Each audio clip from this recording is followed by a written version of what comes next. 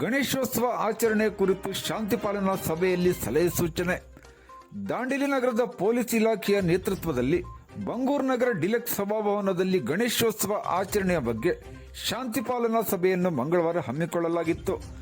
ಅಧಿಕಾರಿಗಳು ಗಣೇಶೋತ್ಸವ ಆಚರಣೆಯ ಮಾರ್ಗಸೂಚಿಗಳನ್ನು ಮತ್ತು ಮುಖಂಡರು ಗಣೇಶೋತ್ಸವ ಆಚರಣೆ ಕುರಿತು ತಮ್ಮ ಸಲಹೆ ಸೂಚನೆ ನೀಡಿದರು. ಶಾಂತಿ ಪಾಲನಾ ಸಭೆಯ ಅಧ್ಯಕ್ಷತೆಯನ್ನು ವಹಿಸಿ ಮಾತನಾಡಿದ ಡಿವೈಎಸ್ಪಿ ಗಣೇಶ್ ಕೇಲ್ ಅವರು, ಸರ್ವಧರ್ಮ ಸಮನ್ವಯತೆಯ ನಗರವಾದ ದಾಂಡೇಲಿಯಲ್ಲಿ ಪ್ರತಿ ವರ್ಷದಂತೆ ಈ ವರ್ಷವೂ ಸಾರ್ವಜನಿಕ ಗಣೇಶೋತ್ಸವವನ್ನು ಶಾಂತಿಯುತವಾಗಿ ಆಚರಿಸಬೇಕೆಂದು ಹೇಳಿ, ಗಣೇಶೋತ್ಸವ ಆಚರಣೆಗೆ ಸಂಬಂಧಪಟ್ಟಂತೆ ಕಾಲಕಾಲಕ್ಕೆ ಸರ್ಕಾರ ಹೊರಡಿಸುವ ಆದೇಶವನ್ನು ಎಲ್ಲರೂ ಚಾಚು ತಪ್ಪದೆ ಪಾಲಿಸಬೇಕು.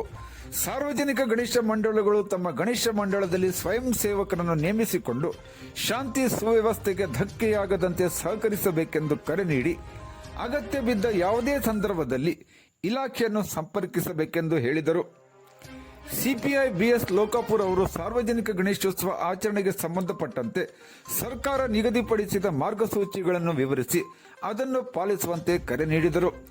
ನಗರಸಭೆಯ ಅಧ್ಯಕ್ಷ ಸರಸ್ವತಿ ರಾಜಪೂತ್ ಅವರು ಸಾರ್ವಜನಿಕ ಗಣೇಶೋತ್ಸವ ಕಾರ್ಯಕ್ರಮವನ್ನು ಶ್ರದ್ಧಾಭಕ್ತಿಯ ಆಚರಣೆಯ ಜೊತೆಗೆ ಶಾಂತಿಯುತವಾಗಿ ಆಚರಿಸುವಂತೆ ಕರೆ ನೀಡಿದರು.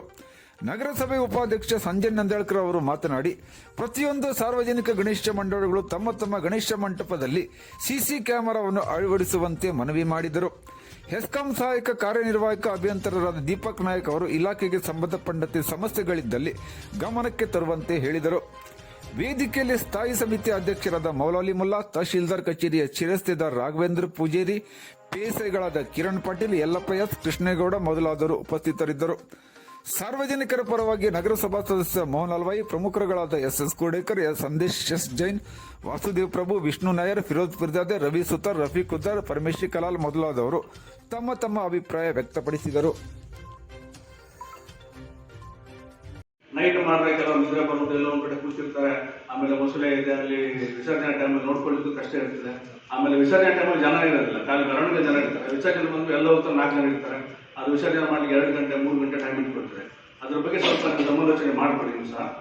ನೆಕ್ಸ್ಟ್ ಸರ್ಕಾರದ ಏನು ಆದೇಶ ಬರ್ತದೆ ನಾವು ನಿಮ್ಗೆ ತಿಳಿಸ್ತೇವೆ. ನಿಮ್ಮೊಟ್ಟಿಗೆ ನಾವು ಕಾಂಟ್ಯಾಕ್ಟ್ ಇದ್ದೇವೆ. ನಾವು ನಿಮ್ಗೆ ಸಂಪೂರ್ಣ ಸಾಧ್ಯ ನೀವು ಕೊಡಿ, ಒಳ್ಳೆ ರೀತಿ ಕಾರ್ಯಕ್ರಮ ಮಾಡಿ ಇಲ್ಲಿ ಬಂದವರಿಗೆಲ್ಲ ಧನ್ಯವಾದ.